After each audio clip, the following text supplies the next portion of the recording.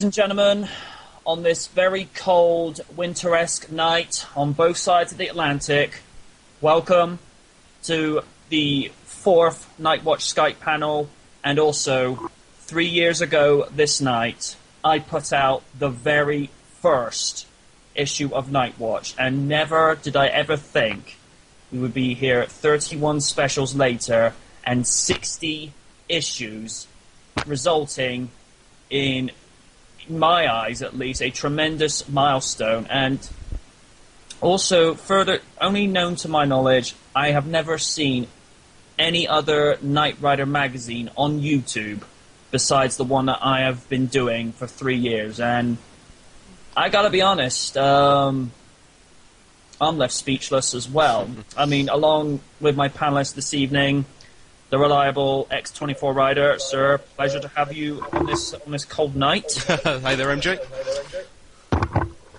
And C Jaguar 265, and dude, you really need to put your headphones in. Yeah, I'm glad to be of service. And Hello? hello. Hello, can you hear me? Yep. Yep. And Yeah. Firebird Freak 87, What's up, everybody? and one of my ever passionate subscribers, Duran Garber. Thank you, MJ. It's always the honor to be here, and congratulations with this tremendous milestone. Thank you. It's like I said, I didn't think 3 years ago I would be here 3 years later still doing this. I mean, Nightwatch has suffered very heavily since the cancellation of SG, but we're over it now. I think NBC not being clever, we've kind of gotten over it. I mean, I probably should have lightened up in the last Skype panel that we did over Scent of Roses, but, war under the bridge and whatnot. Plus, they need better crap. I'm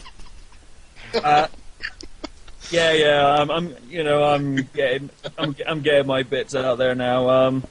But we will briefly recover No Big Thing from last week, because most of you probably know that have seen the trailer.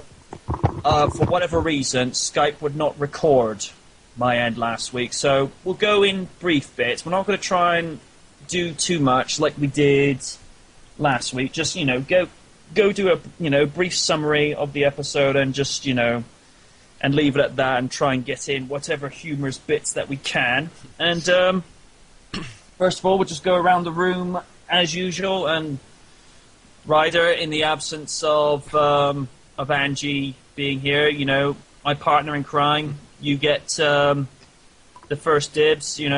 Your thoughts on the fact that Nightwatch has lasted 3 years. Well, I mean, it's a great milestone, I mean, as you said, I can't think of any other Knight Rider magazine on YouTube, or, I mean, many series, don't even last 2 years these days, whether it's on TV or online. It's a truly, I'm pretty speechless. It's, good going. Yeah.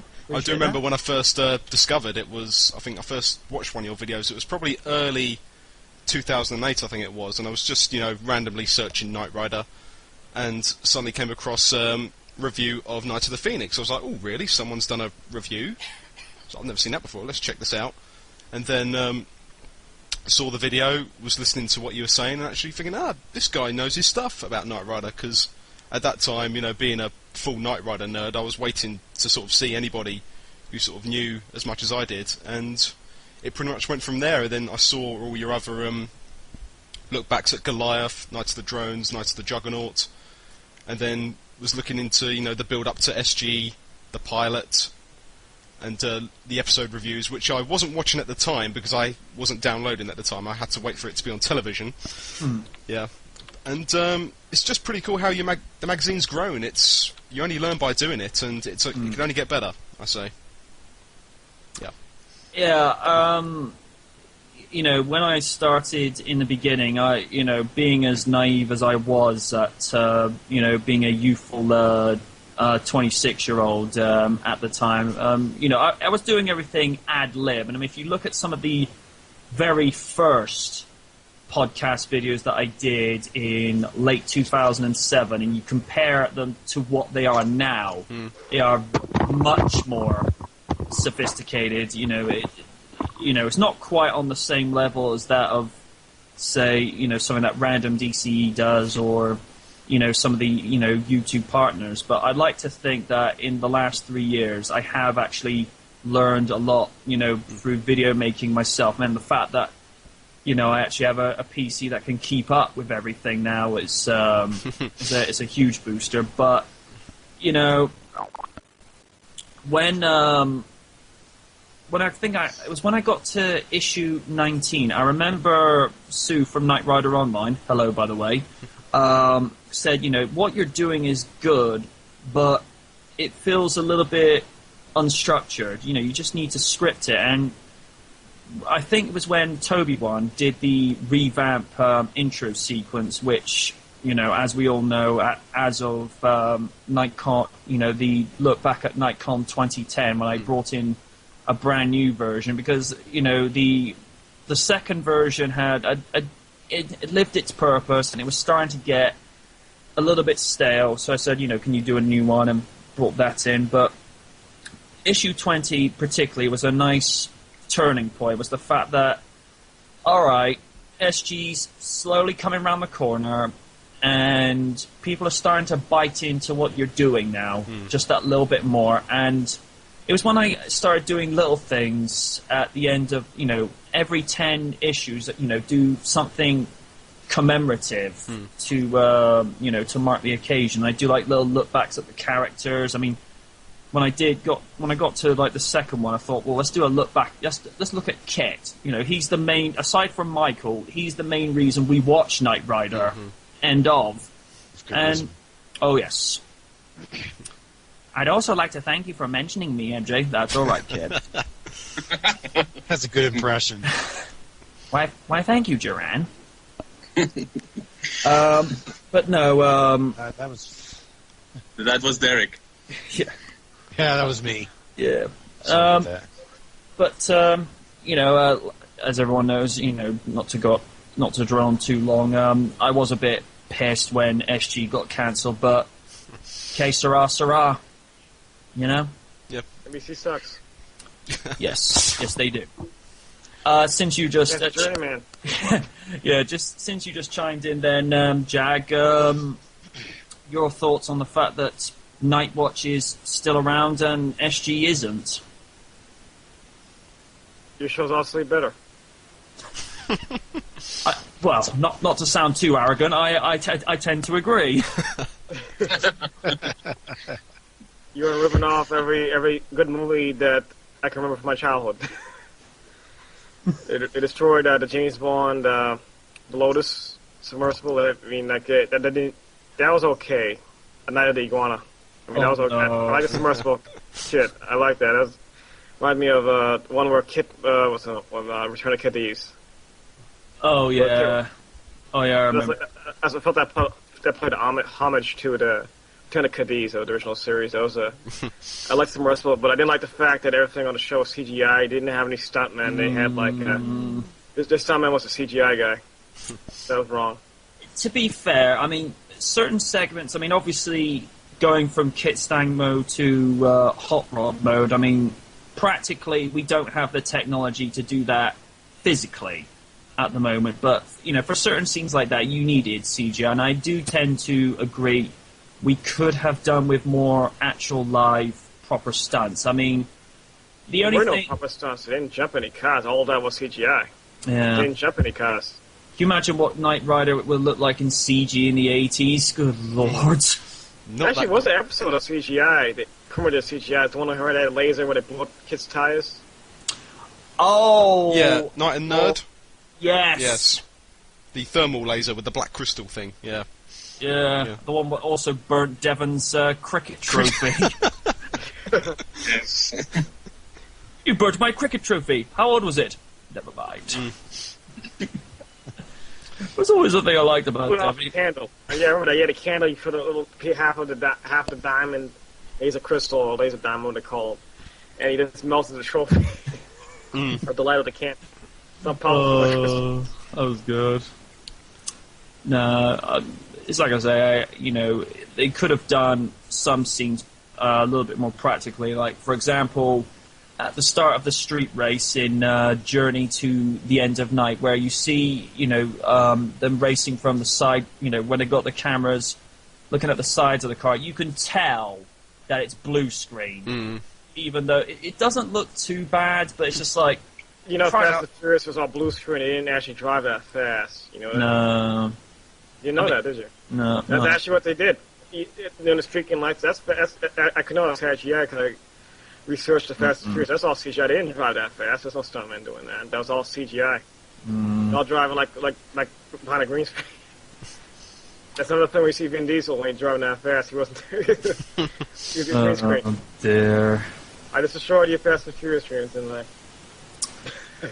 I mean, I can understand that they didn't want to do, anything to wreck the amount of kit stands that Ford was supplying them with, because I know that, obviously the ones that weren't going to get wrecked was the hero car and the butt car that they used for all the green screen and, blue screen effect shots. But, I can understand that, I get that, but, this is why, if you... I don't think again that they didn't wreck any of those cars. Those are all Shelbys.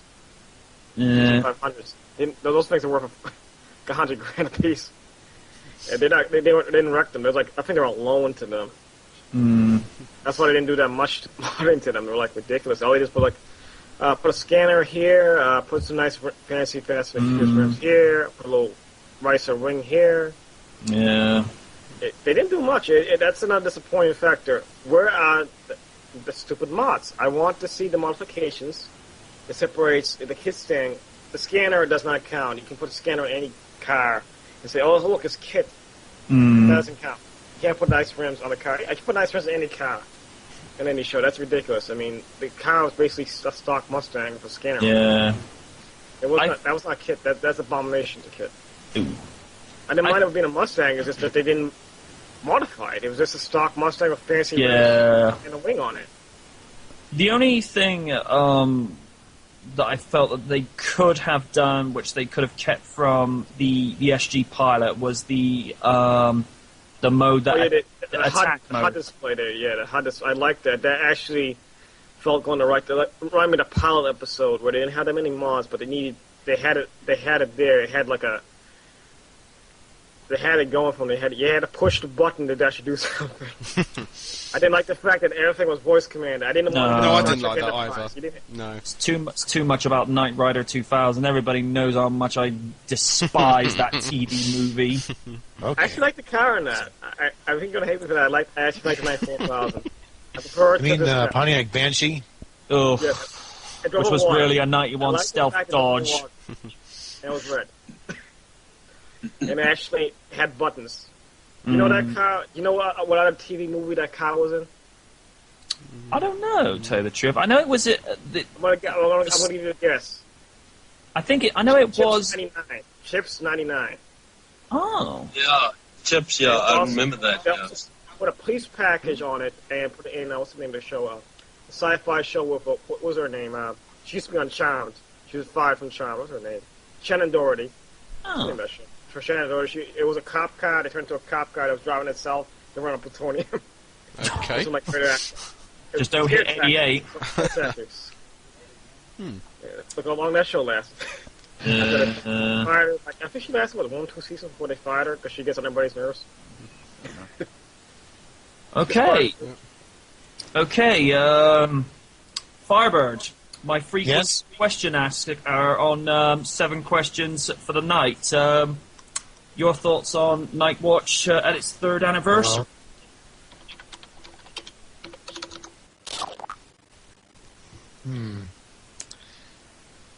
I say congratulations, MJ. Thank I you. always tune in whenever there's a new video on my subscriptions list. I appreciate that, dude. Appreciate that. I mean... Night 4000. It would be called Kift. I was talking to Chris. Yeah. He said he typed on here Night 4000 and whatnot. Also, I found a picture of a Trans Am concept. You said you would prefer Kit to not be a Mustang or something else. Well, I think if Kit... Okay, Duran, you're up.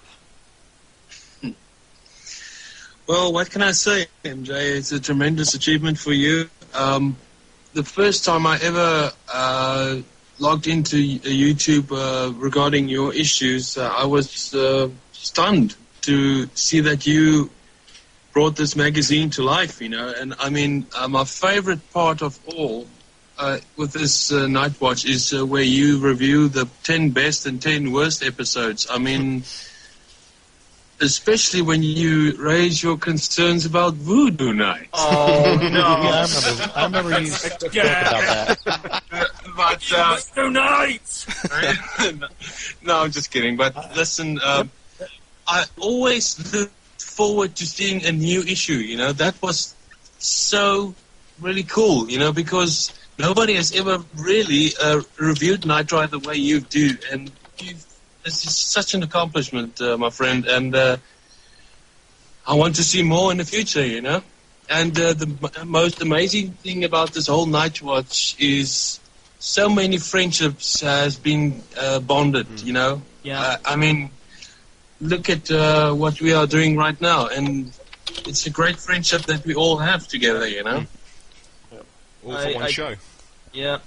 Well, you know, as cheesy as it sounds, I mean, you know, the theme of Knight Rider is one man can make a difference, and I'd like to think that, you know, through everything that I've done, whether it be through Night Watch, Movie Night, MJ's games reviews, or, you know, reviving Games Night, you know, the fact that so many people feel, you know, touched is probably a stretch for what I'm thinking, but the fact that it's, you know, people appreciate what I do and actually respect. Very good, Jaguar. Actually respect what I do, and, you know, just want to see more and more. I mean, for me, this was always just a hobby, but, you know, when other shows started popping, like I say, with things like Movie Night, which has gone through two revised concepts, you know, particularly, I mean, when I saw some of the things that Spill.com do with their reviews, I love those So guys. do I. They are fantastic. You got to love those guys. It's the fact that they just tell it like it is, particularly when they went to review Vampires Suck, and you just see Corey just go, "Fuck you."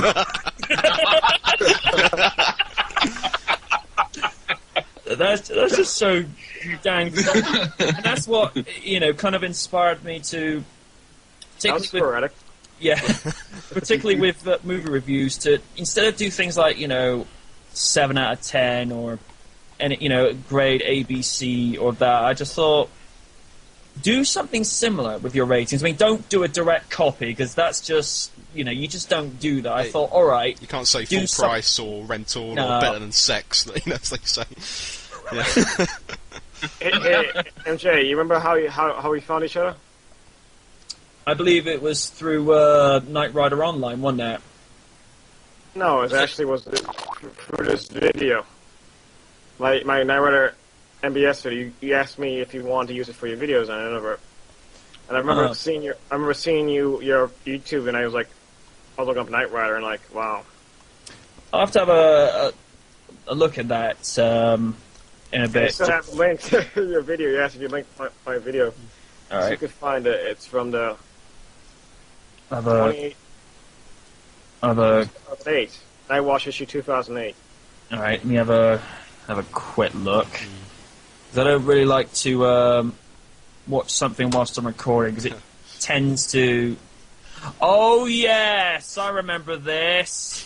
That was that special compound that they actually used to harden something. Yeah. Oh, I yeah. remember. Humvees in Iraq. Yes. Humvees in Iraq. That actually was better. Said it was better than the steel. They added to the steel armor plating and actually strengthened it. Yeah. Well, I Oh used it on yeah. Oh yeah. That's when I reviewed. I Want to Rock and Roll All Night. You know, it was when I started acquiring the video footage to certain episodes. I mean, I got inspired by nostalgia critic. Every time he'd go to make certain jokes, he put like in the applicable audio piece. I remember that you asked us to request to review Knight Rider. He still hasn't done No. I'd like him to do Knight Rider 2000. I'd like him to do purely just to see how he would rip it. Yeah. Just for that, yeah. You do not kill Devin Miles. You do not kill Devin Miles. I mean, you do not kill That was Devin the most Miles. wrong thing to do. Absolutely. aside from sticking Kit in a 65 Chevy Bel Air and an 83 Pontiac Banshee, which is a 91 Stealth Dodge in real life, thank you very much. That's actually a 57 Bel Air. I sit corrected. But, oh, sorry. And Sorry, it's still MJ. driving, which I moved incorrectly predicted. It's still driving. Yes. But that one, okay, I know you don't like the last episode of Knight Rider, but you, in that review you said, but this was the last episode of the original series. For shame! Man, when I heard that, I was falling off my chair of laughing. You know? Well, you know, when you look back at Voodoo Night, as much as I don't want to talk about it since you brought that subject up, I apologize. I felt I had to rip this episode, a new one, because, you know, we'd all seen by, I think it was either just at the midpoint of season 3 or just going into the last quarter of it, you could see the quality and the creativity was slowly starting to fade, even though we have episodes in season 4 like Juggernaut, which is one of Ryder's personal favourites, and then things like Killer Kit and Scent of Roses, which to me were the only really standout episodes of season 4. Season 4... I think Scent of Roses would make a better final episode. It would have done. It would have done, without question. It would have been the best way to send it off. But, you know, you look at the script for Voodoo Night, and then you look at the way that sounds like a filler episode, Voodoo Night. It feels like a filler episode. It doesn't feel like it. It feels like they just, we forgot this, and then we added, here we go. Contracts, we need to do this to fill our contracts. Yeah. I mean, it was just... Considering that episode was written by Tim Kring, who created Heroes, who was able to mess up Heroes and have that cancelled earlier than it should have done, it's no surprise. This is what we call foreshadowing. Yeah. I mean, Tim Kring, you know, messed up his own show, and yet he messed up Knight Rider with one episode. I mean, you know... I don't know. No. But it's like I say, by that point, you could tell that the actors just really did not care. Yeah. By that point, I mean, even Edward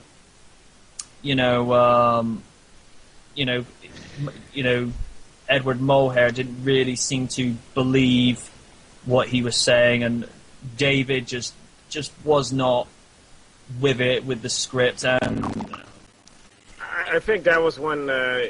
I think that when episode they found the bad news that we got canceled or something. or they lost all motivation for the show. Probably. Yeah, Knight Rider got a Dear John letter. Yeah. Surprised that David still has the passion from the show after all these years. Well, you got to keep in perspective. If he had not done Knight Rider, would we know? Nothing. Yeah. I mean, all he had at that point was The Young and the Restless. Yeah, I mean, it's good now that he still uses Kit to promote himself. I mean, he's now doing, MJ will know this, he's now doing Panto in Wimbledon, which is in South West London. And Kit was there with him. He was dressed up as Captain Hook, because he's doing Peter Pan, and he had Kit with him to promote it, you know? I mean, Captain Hook... I didn't know that. Yeah, he's now doing Panto, yeah. Send us a video. We need a video. We need a video of this. YouTube it. I'm sure someone has uploaded it. YouTube it, then Zamfar it. Find it now. We want it now. We want it now. This is new. This is new documentation for Knight Rider. We need it now.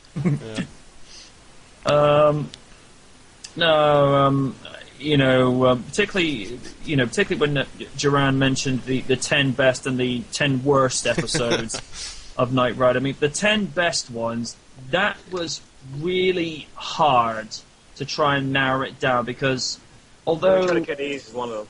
I mean, although there was, you know, plenty of good episodes of Knight Rider, I mean, I think all the best ones aside from the ones I've mentioned in season 4, which really helped the show go out properly, most of the good episodes majority of it is from season 2, because a lot of good episodes originate from there. Things like Nightmares, Reign of Fire, and Return to Kitties. Yeah.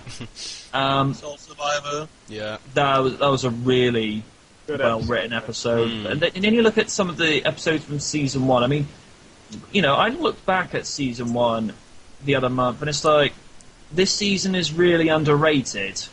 In terms of starting the show out. I mean, when you got into season 2, you felt the ball was rolling a little bit faster. It wasn't such slow going into an episode and Michael and Devon weren't having so many digs at each other. And by season 3, everybody was gelled together. Everybody was, decent chemistry, even though in the case of Hasselhoff and Daniels, they're having to, work off each other's lines, even though one's in a recording booth and the other one's out on the actual set and in the car. But I felt season 3, by that point, the show had credible merit by then. And of course, season 4, it all went to hell. Didn't you say that the whole trouble began at the very end of season 3 with Circus Nights? Oh. Yeah, that's another good one that wasn't really that great. Very terrible. Okay. All right. In my opinion, I think, sorry MJ, that Goliath gave season 2 the boost, a big boost. Do you think? I would have to agree there. I just find it really amusing that in Hoff's autobiography, his dad jokingly said, "Hey, there's a guy that looks like you on your show, and you know what? He's actually a better actor." And I'd be thinking, shit. That was sort of the first big episode after the pilot, really, wasn't it? Yeah. And I still like the fact that in that episode, along with all the other feature lengths they did, it's really nice that they went to Vegas and they went to San Francisco and they went to Chicago and filmed on location. I mean, a lot of shows now, they don't even film on location; they just stay in Los Angeles and film on blue screens, don't they? And that's why I really like those feature-length episodes, because they actually went to the cities and actually went old school and filmed on location. Just makes it better. Yeah. I believe the word you're looking for is authenticity. That's the word. Yep. Yep. Now, speaking of Garth and Goliath, I'm not sure if this is true. Didn't they actually say that if Knight Rider was never canceled and they went for a 5th season, he would return with Goliath? I mean, we never seen Garth actually die. No. We never seen a body.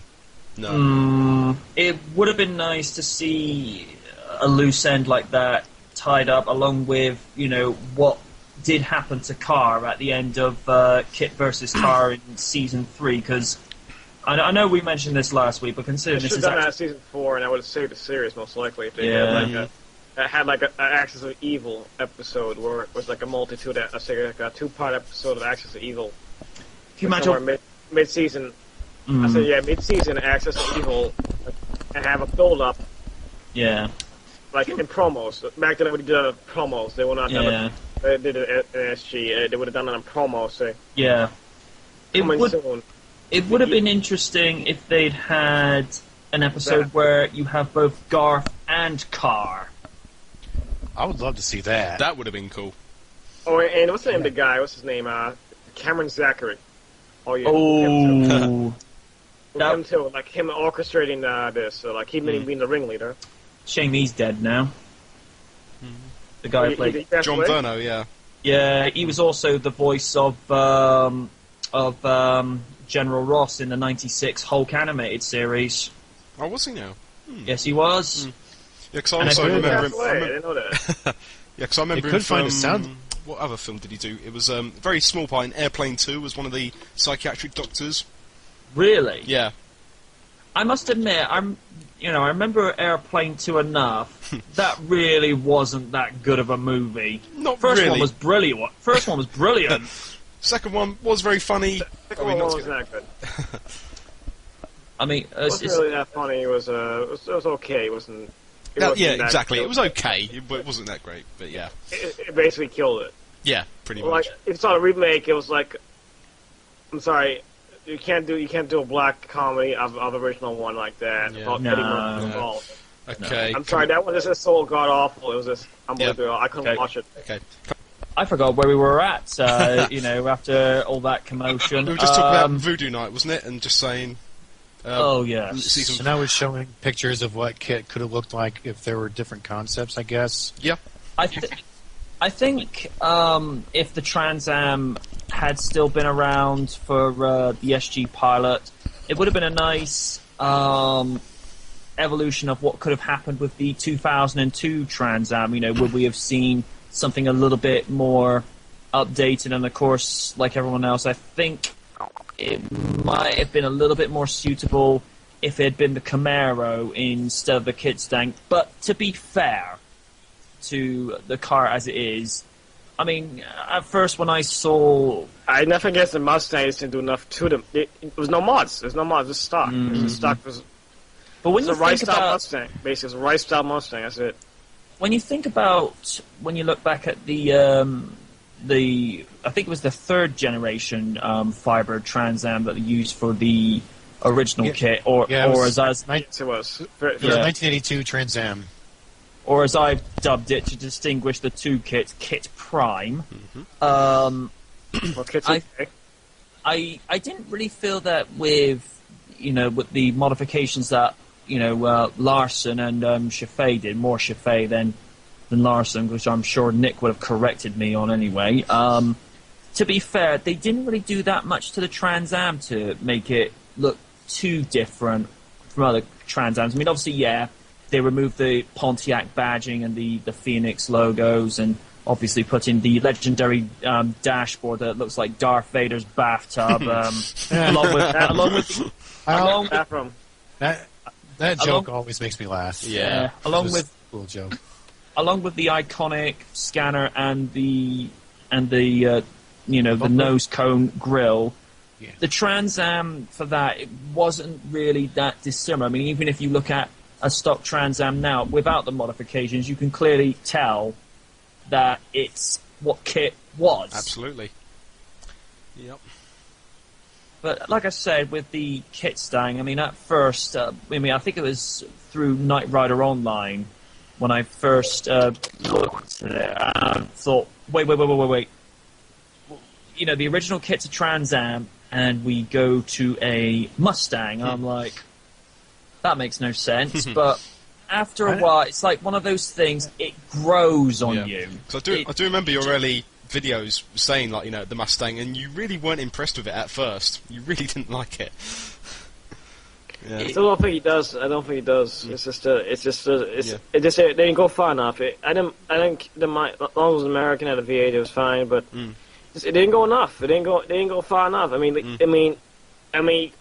I can't tell the difference from it wasn't Knight Rider. It was like a rice style Mustang. You got to tell the difference between a modified Mustang. Same thing. A Kit was not a modified. It was a Knight Rider It was a Knight Rider Trans Am, not a modified Trans Am. It was a Knight Rider Trans Am. You got to make it Knight Rider, not make it rice, not make it a modified super speeder. It has to look like a.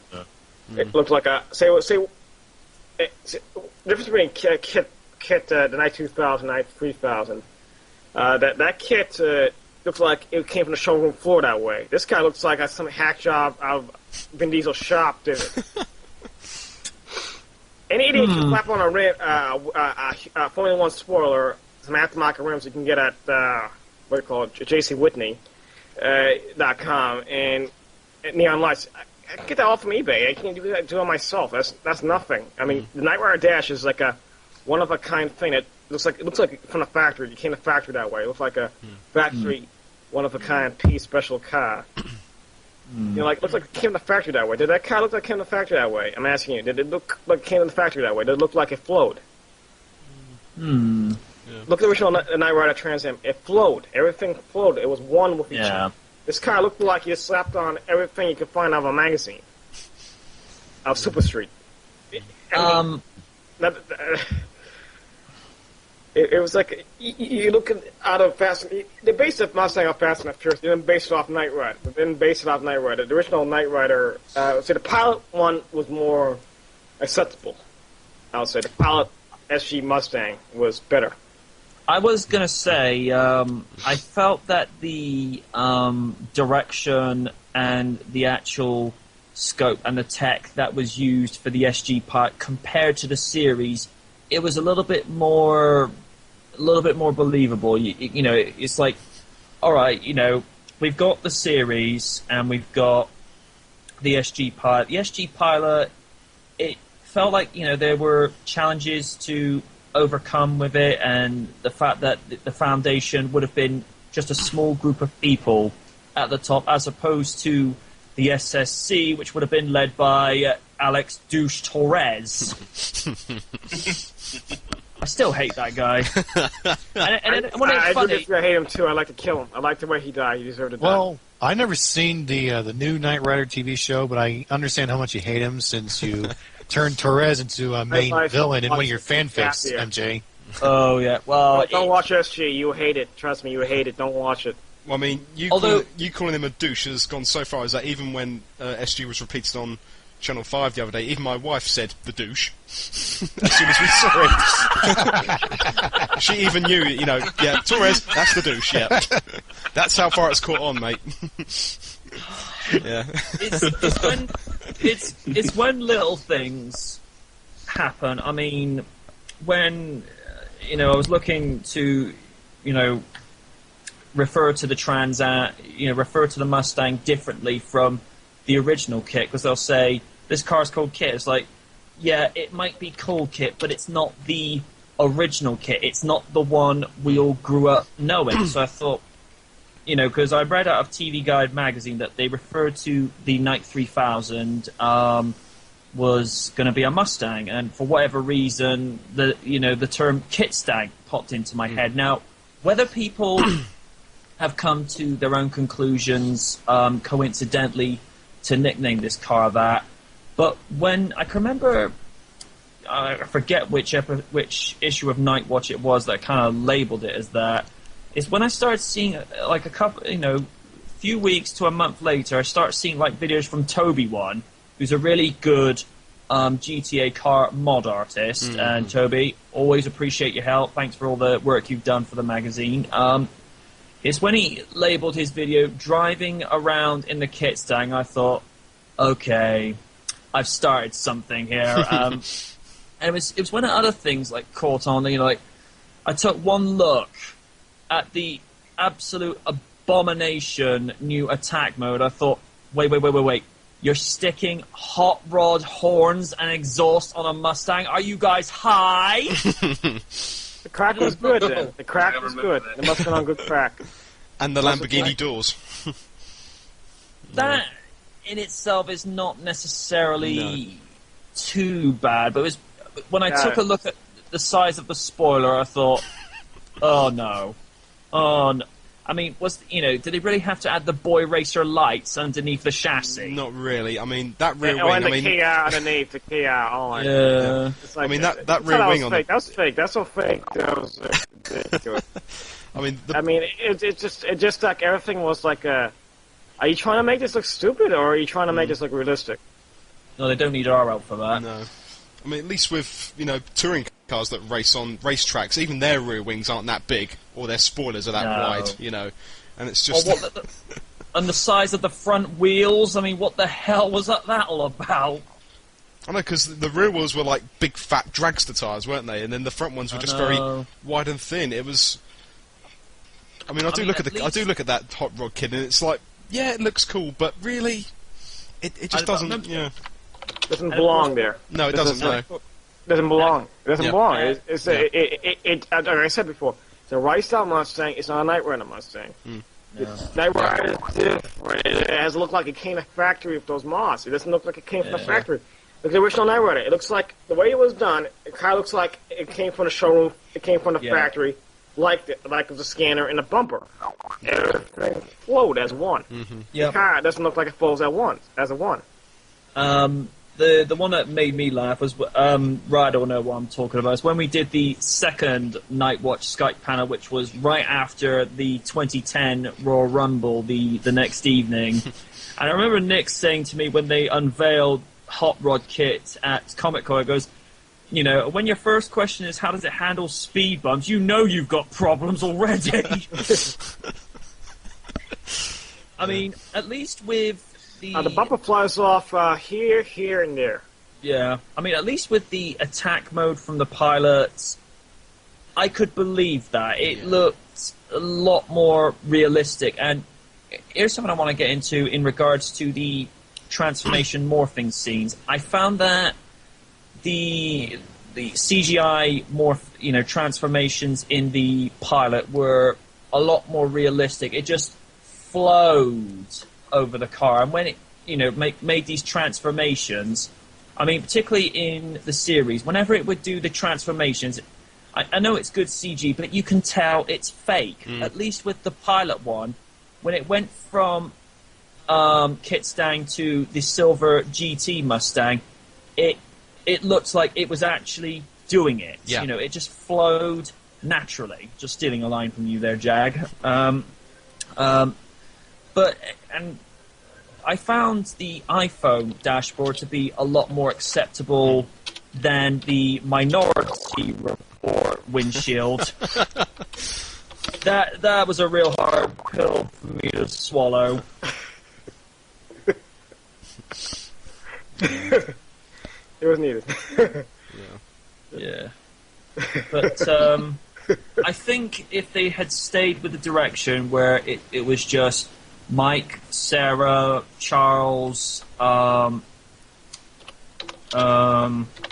was it Tamia played? That was Revi? Carrie, yeah. And whatever happened to Dylan? Yeah, I know, he just I liked disappeared. his character. He just disappeared, didn't he? Yeah. Yeah. And instead we get Billy Morgan, who's probably a little bit too feminine for his own good. But he was good comic relief, to be fair to I did like him Campbell. towards the end, in the final episodes after the reboot. He really came into his own, and pretty good character. And although don't get me wrong, I liked Smith Cho and felt that there was good chemistry between her and Billy, but not being funny. She was there just to be the it girl. Yeah. I mean, don't get me wrong, like I say, played her role well, but I didn't feel that she was necessary there. And the biggest mistake that they made with SG, aside from Autobot Car versus Kit, was when they got rid of Charles. I thought, no, that's stupid.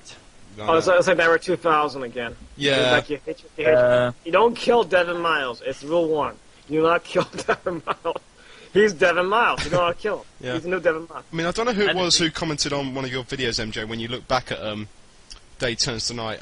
I'm not sure who it was. Someone said that apparently if SG had continued into a second season, when Charles and Gus were landing the plane and when the red light comes on, that was a protocol to make Charles dead, basically. He would basically escape and not be...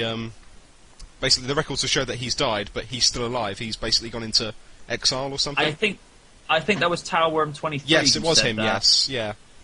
Something along those Whatever lines. happened to him? He disappeared off the face of the earth. He disappeared. Yeah. Went to Area 51 and never came back. Oh, don't get me started. When they did Area 51 angle for that episode, I thought, okay, that's different. How the heck can he break in here if you can't step 1 foot without the military coming on to you with AK-47? There's a sign there that says, anybody trespasses right over this sign, past this sign, will be shot dead. There's a sign right there in real life. There's a sign there, and trust me, people have gone about 15 feet from that thing just to take a photo of Area 51, and all of a sudden, in 10 seconds, Humvee comes flying with guns. I'm serious, they do. There's a Humvee that comes flying. It senses all of that ravine there. Damn. And there's no way he could have gone by. There's no way in hell. No. He'd be shot dead. I mean, unless he came like Schwarzenegger, like Commando, and it's like, hang on, kids, I am coming for you. MJ, something that you If it was Arnold mentioned. Schwarzenegger, I'll believe it. If it's Arnold Schwarzenegger or Sylvester Stallone, that's when I believe it. Hey, yo, kid, I'm a-coming for ya. Okay. Okay, we're into, I think it's, part 3 or 4 now, Ryder? Part 4, yeah. Alright, and the author of the official Knight Rider Companion and my close personal friend as well as Ryder's, Nick Nugent, has joined us. Nick, it's always a pleasure to have you on here. Sorry that you couldn't have been there last week, but you're here now, and we just brought you up to speed on what's going on. Your thoughts on Night Watch's 3rd anniversary? I think it's a great magazine, as you call it. I guess I consider it a video series. It's quite informative for fans, especially if they don't understand the ins and outs of certain episodes. It's always great to get different perspectives on what works and what doesn't work. No Big Thing isn't really one of my favorites. I like that he jumps over the RV on the bridge. And other than that, it's kind of a slow episode for me. I mean, it's okay, it has its moments, but I mean, the prison break thing was pretty cool, and that they reused it in other episodes like Knife Fight the Freedom and whatnot. Yeah. But, I'm more of a season 2 guy. I really think Knight Rider's season 2, there's no bad episode in it for me. But each got their strengths and weaknesses, so It's funny because we were talking about some of the things in No Big Thing, whereas you put in the text chat, no big deal. The reason someone actually asked me to, as a request, to do a special on that, and because Knight Rider Archive is down until further notice, and the fact that I don't have video footage for that episode, it didn't have any material to work with, and last week would have been special 31, and if things had gone well this week, it would have been special 32. But it is what it is, and we got a few good things hashed out last week.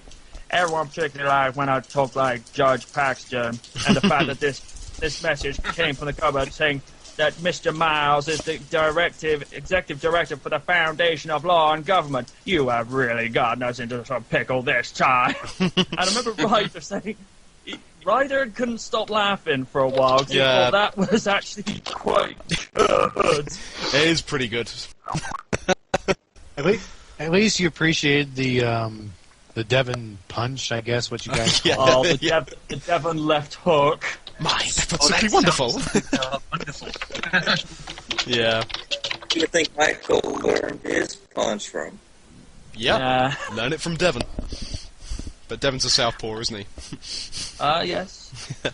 It's funny. One thing I kind of got covered is the fact that Michael's personality particularly in the first part of that season, it was not necessarily like a teenager, but you could see in the first season, when compared to later seasons, Michael was a lot cockier and a lot more arrogant when compared to, say, something like midway through season 2, where he still has amusement with things, but he does it with a little bit more professionalism and a lot more maturity. I mean, I don't know where you stand on that, Nick, but that's the way I interpret it.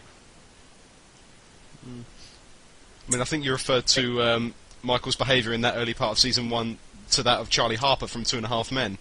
Yes, he seems to be with a different woman in virtually every episode. The only difference is with that is Knight Rider trying to show that Michael was a player, but it was done kind of like tongue in cheek. It was sort of mentioned here and there, and it goes.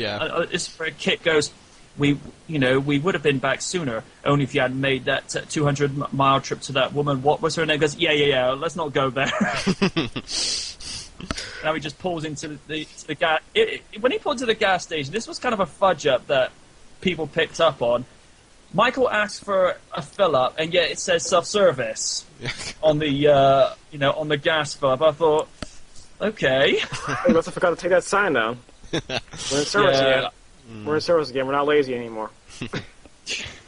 It's just out of fun. It was just We just want to a dodgy- retire so we can get some service. Yeah. I like how he's just basically a dodgy gas station attendant. Just trying to make a couple of bucks, and of course Kit comes and goes, "Oh no, I don't think that will be happening." And he just offers it to Michael on the house. It's like, I don't want any more of this guy. Let's just go. I did like Stu Phillips' music in that scene, just to give it that little bit of comedy extra. Just to make it a bit more silly, when Kit started bouncing up and down to... Yeah. I really liked Shep and Pink and Devon's scene there when they trying to organize the breakout. Oh, yeah. That was so hilarious. And I think, as you said, Duran, when we in the Skype chat that we didn't record, how Devon does explain that he managed to escape from the Gestapo in World War II. Twice. Twice, yeah. But it just showed that with that episode there was a lot more depth to Devon's character, as opposed to being, the I don't like to use the term pencil pusher, but he was the director and signed the checks and directed the missions. But it did show that he would get his fingers dirty if he had to. Oh yeah. I felt Mary Margaret Humes also played a really nice role, strong role. Yeah, because she also wants to get those guys into jail, I remember Ryder mentioning last week that she originally auditioned for the role of Bonnie. Yeah. Yeah. I did not know that until last week. Yeah, I did get that information from the now defunct Knight Rider Archive website. One of their many trivia bits on there. Yeah. But it was, and of course Devon's own version of Turbo Boost going over those sacks along the fence. With the stunt driver clearly wearing a crash helmet as well. Yeah. Yeah. But Yeah. And the safety helmet that the stunt driver wears. Yeah, we can clearly see that.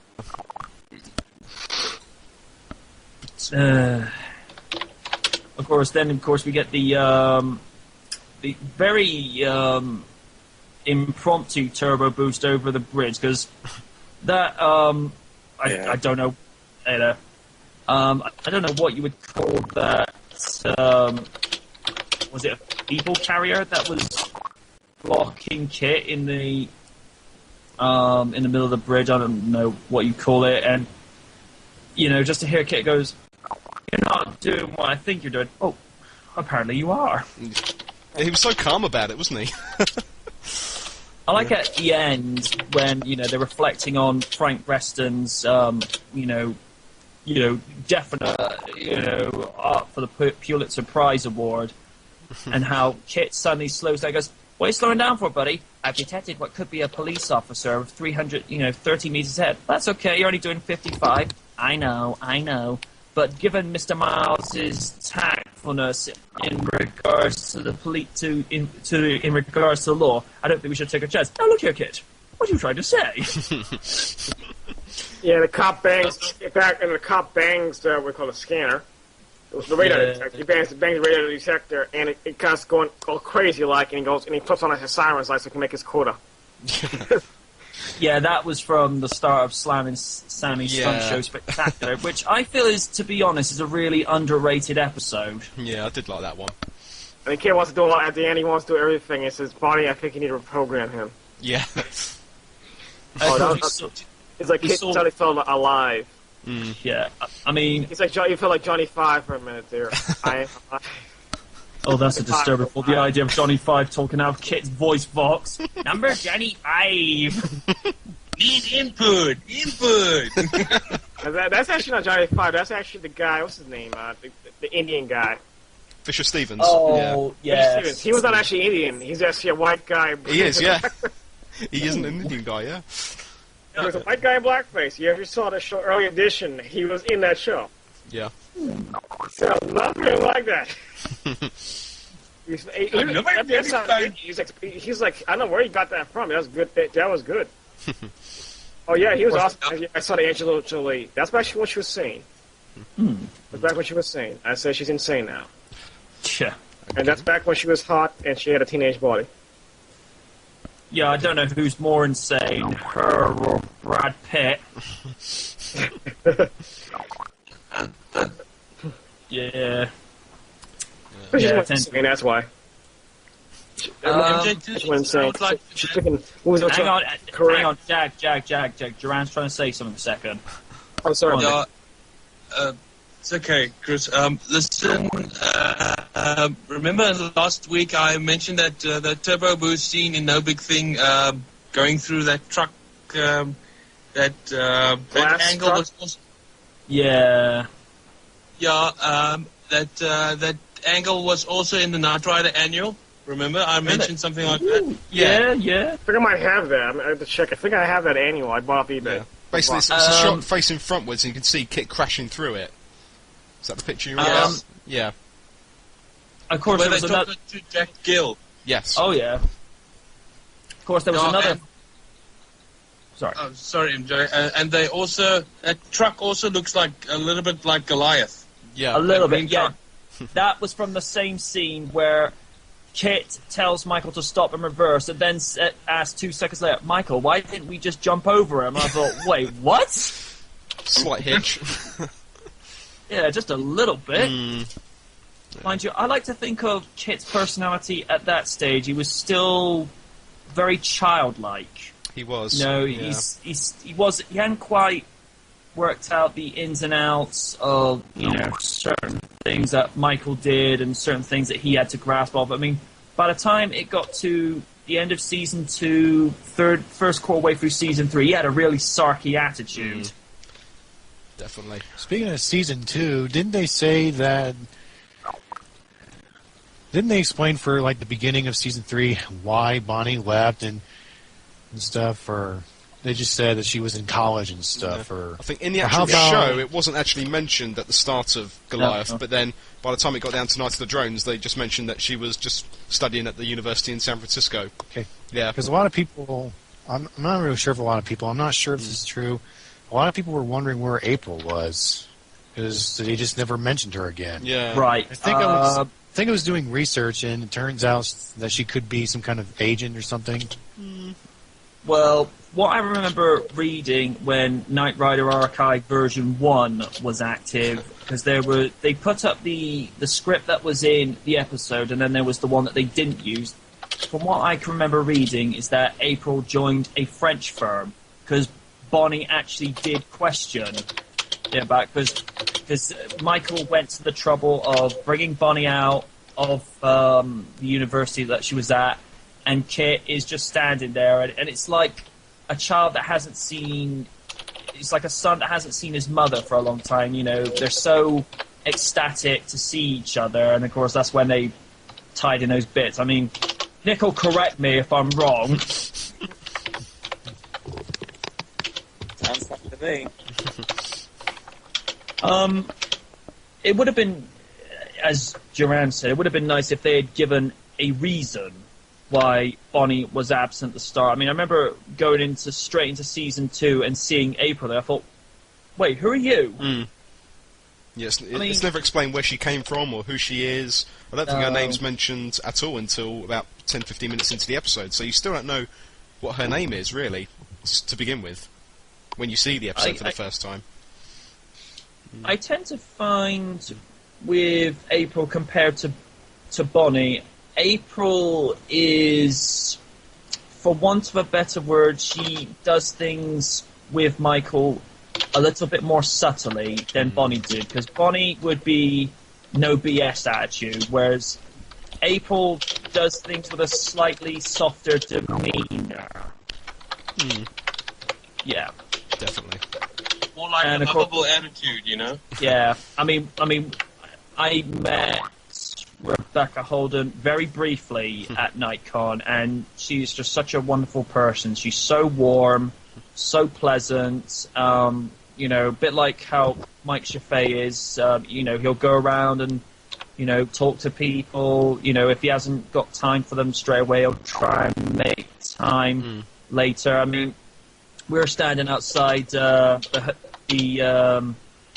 premiere in, and of course, I go say hello to Mike, and of course he goes and waves at us, Ryder. Yeah, he does. Yeah, and he even said, "I'm sorry, I just got to go, and I'll come back to you." So it was just nice of him that he still realised that we wanted to chat, but he still sort of recognised that I'll come back to you. Very humble of him.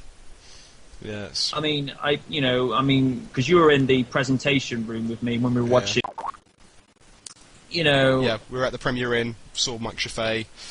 I mean, it's just like I say, Nick said at the second Night Watch Skype panel that we did back in February, he's just so humble. He'll make time for people, even if his time is very limited. And I remember, getting a few video bites, where he says, he speaks very highly of all the replica owners, of the work that they do with the cars. I mean, he probably did the work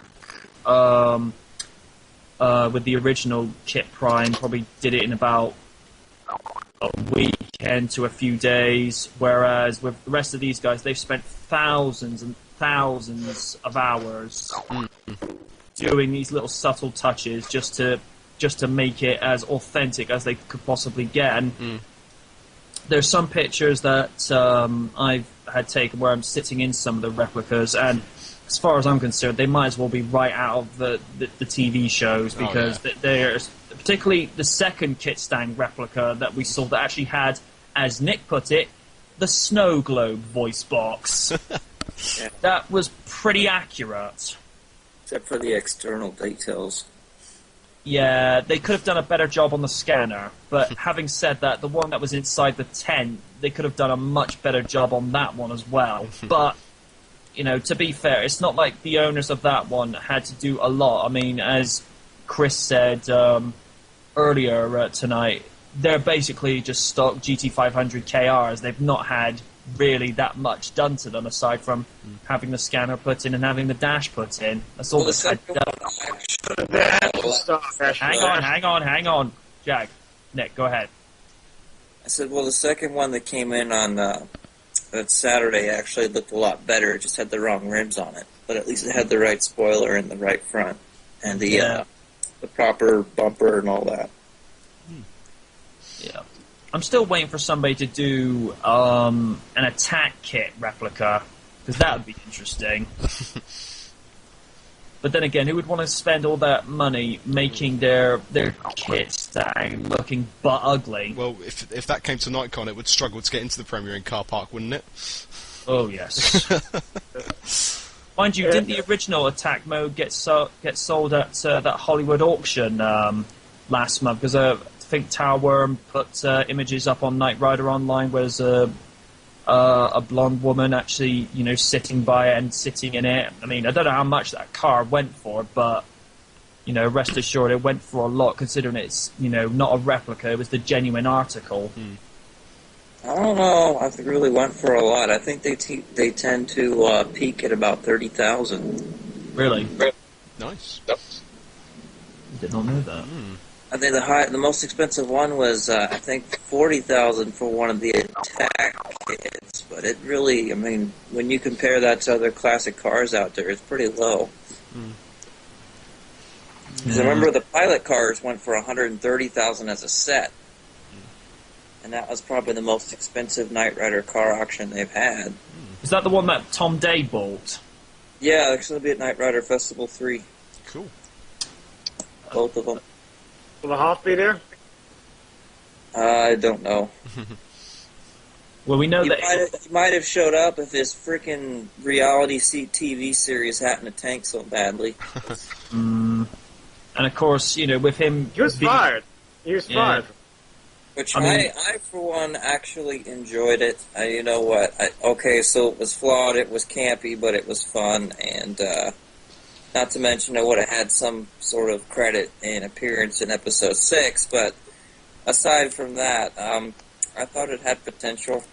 You know, it's a shame that it was canceled. And what really upsets me, I think, is that none of the Hoffs have bothered to say anything about it. I don't know if under a gag order or what, but it's like it never even happened. Mm. And that's sort of disappointing for me because I want to support the show and say, hey, you know, pitch to another network or whatever, but if the Hoffs are going to say anything about it, then I'm not going to do it either because, you know, it's like, what's the point? Yeah. Mm. And of course, he's replacing Simon Cowell as the head judge on Britain's Got Talent next year. That should be interesting. But if he's going to be over here full time, then there's the slightly better chance that he might be at NightCon 2011. Hopefully. It would be nice. It's a strong chance. I mean, as you said, with him doing Panto at the moment and staying on to do Britain's Got Talent, which does run for quite a while. It does. Yeah. Too long. But, as I said, the chances are good that he can probably make NightCon. So, fingers crossed. Well, that would be one for the books, because, I mean, you know... I mean, for me, don't get me wrong, seeing David Hasselhoff in person would be great, but personally, it would actually mean more to me if I could, you know, if I could meet Justin Bruning, because he's just such a likable guy.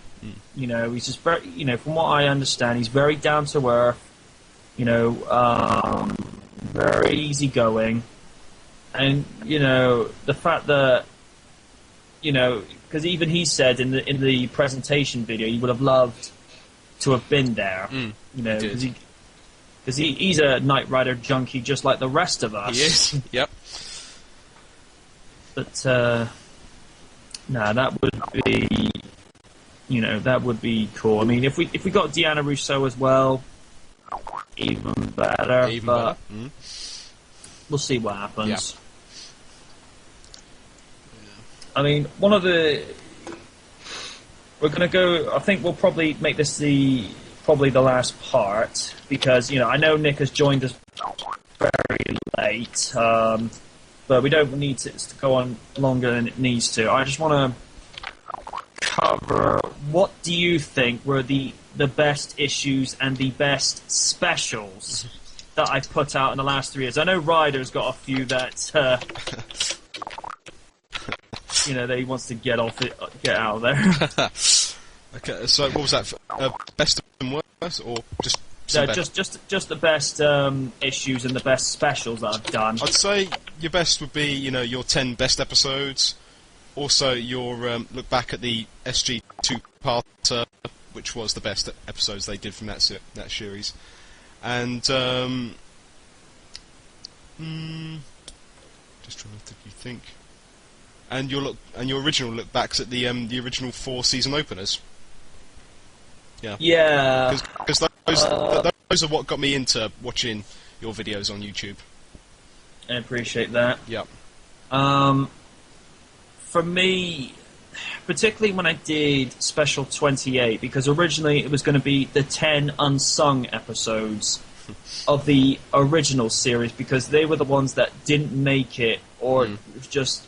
You know, there wasn't enough time to get them into the top 10, and that was what it was originally going to be. But then Knight Rider Archive goes down, I thought, got a problem. I've already had the announcement that Special 29 was going to be the NightCon Skype panel. I thought, what do I do? And I thought, well, you know, I haven't covered the only other episode I've got video footage of, so I thought I'll go with that. But and as I've explained to Ryder before, which I'll explain to you guys now, is I could not go into that look back doing my usual shtick at reviewing an episode, because this was such a highly charged and dark episode of SG. I thought I've got to approach this with a different angle, and I just called it straight. You know, I tried to, you know, even with the intro, the opening sequence, you know, by putting the recap trailer from the previous episode first, and then opening up with a slightly creepier theme music, I thought, okay, this is going to set this episode off properly. And you notice throughout that single look back, there's not one single gag. No, there isn't. No. And I didn't end that special like any other issue because I thought, I'm just going to let the last few moments of Mike, Kit, and Sarah play out, knowing that Charles is dead. Yeah. And just let it play out. Don't do, good night from the night. I thought just let it play out because that will be so much more impactful. And I like to think of that particular piece as the best piece of Night Watch I've ever done. Agreed. Yeah. Although, if we're going to talk about humorous ones, he knows where I'm going with this already. When I did look back at Night to King's Pawn first time, I remember going into it thinking, I've got to start putting some gags into this. Because I started, the ball rolling when I did the look back at, Night to Iguana with the James Bond theme as Kit was coming out of the sea. I thought, right, let's keep the ball rolling. And when I saw Carl, that was a good Roger Moore scene. yeah. I mean, when I saw Carr transform into, as Nick puts it, GoBot Carr, I'm never going to look at Carr the same way again, thanks to you. I've even referred to it as that now. Yeah, I just thought Autobot Carr. Yeah, I thought the appropriate It's because a Transformer can take a hit. Yeah, or maybe evil Optimus Prime. Prime going rogue. Yeah, Evil Optimus Prime. Like evil Optimus, because the like voice is Optimus. Those little things. What do they call those little things in the movie? They'll break off little things that went into the machines. I don't know. Like, and it's just when it goes, I just go, oh fudge, no, like it can't be serious. And I thought, all right, time to play some appropriate music here. Transformers. I think that's what made it more funny was the fact that it was the original music, and you hear the 80s voice from that music, and you hear like the sound effects from the show, and it's like it just hit it straight. It just hit it straight away, and I had to literally watch the episode again because I was laughing so much. I missed the rest of the episode because I just lost it. Yeah. I think. Oh.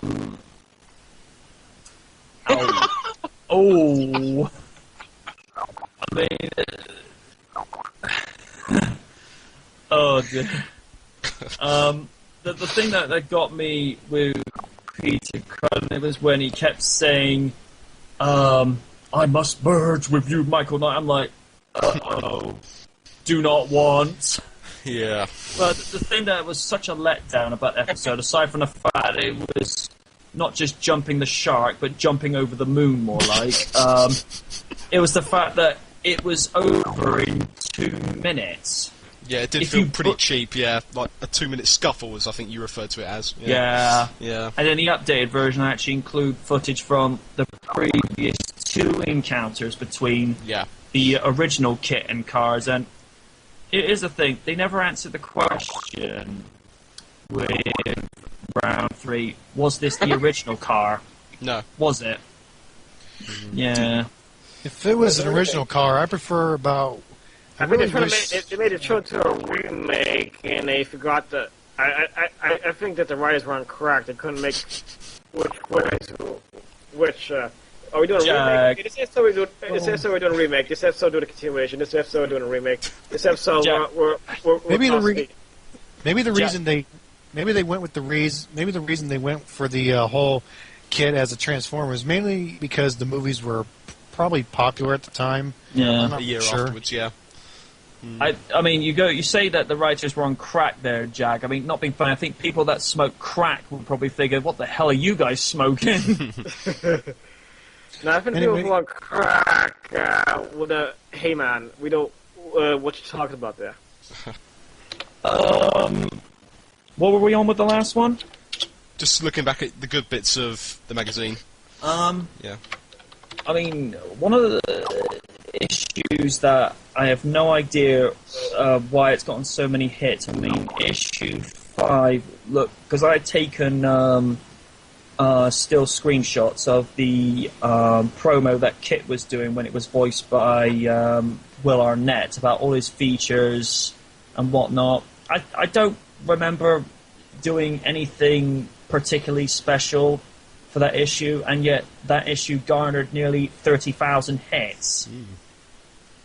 I mean, when I did the look back at Junkyard Dog, the original version, before I added the video footage, that one, you know, it touched a heart, you know, with quite a few Knight Rider fans. I mean, it's such a well-remembered episode, and it didn't quite have the same effect when I did the video footage, but, you know, at the time I was going through this remastering phase to actually add video footage and not necessarily do things on the same scale as Nostalgia Critic, because I'm not in Nostalgia Critics League, nowhere near. But I wanted, you know, I was in... Yeah. You know, I wanted to, you know, do something similar to what he'd done early when he started out, and, you know, adding applicable bits of humor. But when I was looking back at original series episodes, I couldn't find anything to put humor in. I felt SG were practically inviting it.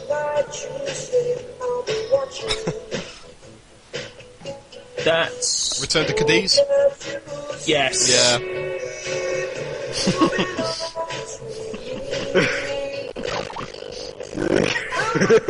Alright.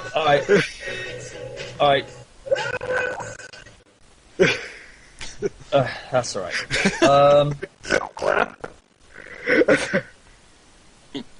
I mean, Nick is... Alright, Jag. You know what episode that's from? Yeah, that's... Nick's just brought up an interesting point. I mean, Road of Fame could have been, for me, done a little bit better, but... What was it about?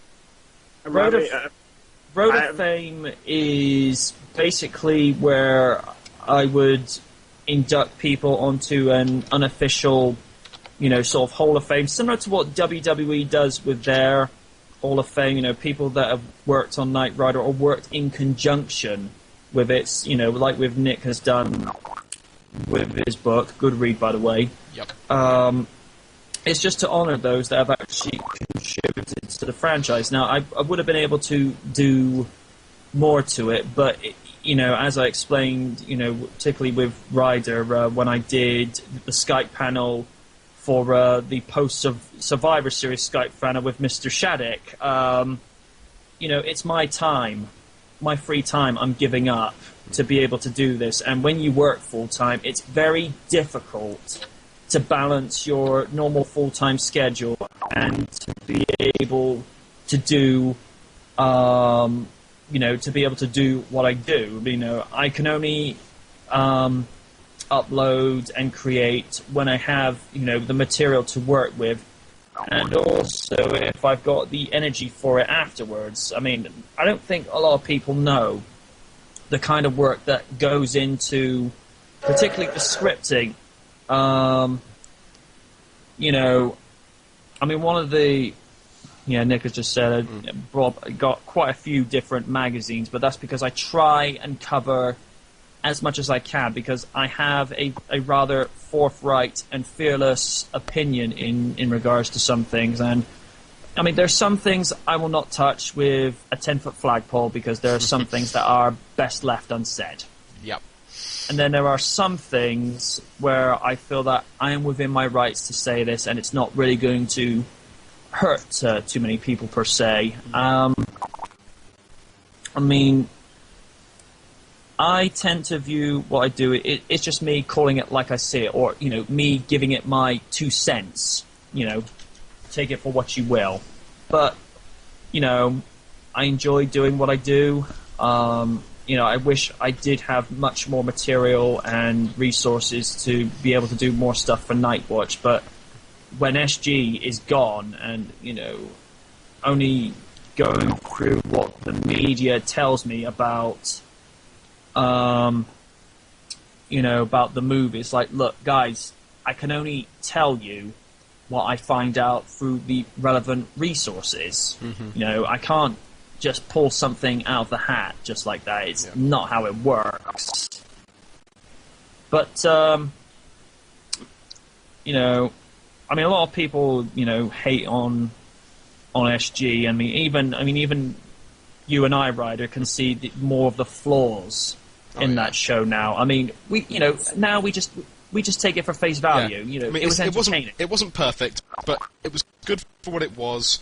It was better than Knight Rider 2000. It was better than Team Knight Rider. It's pretty much, so far, the best continuation to Knight Rider that there is at the moment, to date. Yeah. You were going to say that? Except unlike Team Knight Rider, it didn't go beyond one season. Yeah. To me, at least Team Knight Rider was consistent. Talking about That it was a... Hang on, Jack. You can't say Team something. Knight Rider only went one season. What are you talking about? Yeah, I said never went beyond one season. Went one season. I said never went beyond it. All right. SG like Team Knight Rider never went beyond one season. No. Team Knight Rider had more episodes. So it was the most successful. Yeah. Nick, you said the point of the most successful.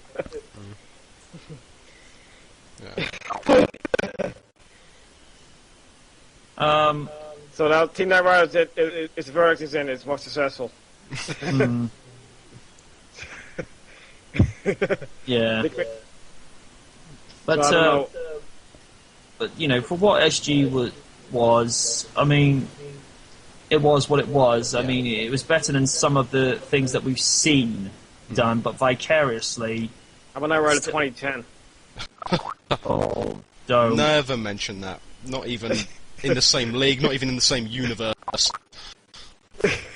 I've seen it, I don't want to watch it again. It was pants. Beyond pants. It was just... As a poor-ass Mad Max remake. It was like something like... I saw 5 minutes of Knight Rider 2010. I immediately started watching something else on YouTube. I thought, I ain't watching this. No. But, But, MJ, something that would have been really interesting is, say, for instance, if they brought Kid Prime back in the second season of SG, that would be interesting. it would have been interesting just to see how the Cars 2 personalities bounced off each other, because it would have been nice to see what Kit's personality would have been like by that time. How would he have evolved? How would he have stayed active, considering, for all intents and purposes, his AI circuitry would be outdated compared to the 3000? Okay. It would have been interesting, but it's one of those things we're never going to know now. Yeah. I don't know. Yeah, and I don't think Daniels cares to do anything Knight Rider anymore anyway. We tried to get him to come to Knight Rider Festival 3, but he's just basically done with everything. Yeah. That is a shame. Yeah. So, Who, William Daniels? yeah. He won't come. Nope. He won't go anywhere. He won't do signings, he won't do appearances, he won't... I don't even think at this point he'll even record anymore. I think he's just done. Yeah, just enjoying retirement. You know, he was supposed to record a... You guys still recording this stuff? Or Yeah. Alright, he was supposed to record a special message for NightCon, and at the very last possible minute, he backed out. Okay. So, I mean, that pretty much tells you where he stands. That is a pity. Yeah. I was about to say if there was going to be like a Knight Rider video game, which is based on the Lost fifth season, explaining about what would happen if the show was never canceled, and bring back most of the original actors. Well, some of them. Others would have to be replaced by sound-alikes. Would you like to see that if it was done right? Like if David were to come in and basically make sure the game was good in terms of gameplay and story and everything. I would like to To a see point, that. yeah, I would. It'd be nice if something like that could be arranged and put together. I mean, it shows Who knows? that video game adaptation sequels can be done properly. I mean, look at the Ghostbusters video game. Awesome game. Yeah. 5 minutes left. Just so you know. All right. Yeah. Yeah, and of course we got the Back to the Future game coming soon. I mean, I heard Christopher Lloyd stepping back into the shoes as Doc's like guys that missed the beat, and that Nick, I think it's Nick Lucasio, I think that's who's playing Marty. I could have sworn blind that was Michael J. Michael Fox. J. Fox. It's the other dude. It's the guy that plays Obi-Wan's voice, I think is... Really? Hold on, I've got a link to that. Yeah. Well, the guy who Where were did you- play Danny Phantom and the original Marty McFly the cartoon sounds just like Michael J. Fox too. He was a good. What were you saying about like the adaptations, MJ? Because it just shows that it can be done properly, rather than just get these Hack jobs. that just don't know anything about the games. I mean, look at most of the anime and video game adaptations, like the recent Street Fighter II adaptation, Legend of Chun-Li. I mean, from what I've heard about that, it was awful. I mean, according to, remember what Nick told me once, he'd actually said you'd actually miss Raul Julia's Bison compared to Neil McDonough. AJ Lucasio, thanks Nick. Yeah. I mean, one of the worst. One of the worst anime adaptations I've seen done was the Dragon Ball movie. That was horrid. Well, take a look at other video game franchises turned into movies and other movies turned into video games over the past decade or so. Worst one of them being the Super Mario Brothers movie. Actually, I One like video that. game movie. that- I Three like One minutes, video game- guys. 3 minutes left.